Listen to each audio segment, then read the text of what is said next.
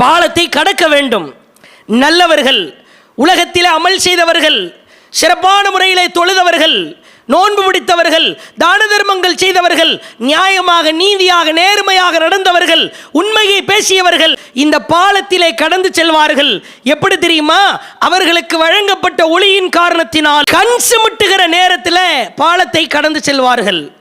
மின்னல் வெட்டுகிற நேரத்தில் சிலர்கள் செல்வார்கள். மேகத்தின் வேகத்தை போன்று செல்வார். மேகம் பார்ப்பதற்கு மெதுவாக நகருவது போன்று தெரிந்தாலும் பல கிலோமீட்டர் வேகத்தில் அது செல்கிறது. நட்சத்திரம் ஓடுகிற வேகத்தில் செல்வார். காற்று வேகத்தில் செல்வார். துள்ளி குதித்து பாய்ந்து ஓடுகிற குதிரை வேகத்தில் செல்வார். ஓடியே போவார், நடந்தே போவார்.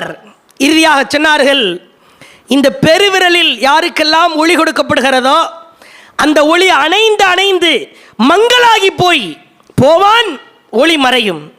ஒளி மறைகிற நேரத்தில் அந்த குடுவையாலான கூம்பாலான ஊசி அப்படியே ஒரு பிடிபிடித்து இழுக்குமாம். பிறகு ஒளி ஆணாகும். எழுந்திரு, மேலே வர முற்படுவான். பிறகு ஒளி மறையும். பிறகு இப்படியே காப்பாற்றப்பட்டவரும் உண்டு, கொக்கிகள் இழுத்து நரகத்திலே வீழ்பவர்களும் உண்டு. இப்படிப்பட்ட ஒரு பாலத்தை கடந்து சிலர் அப்படியே சுவர்க்கத்திற்குள் செல்வார்கள்.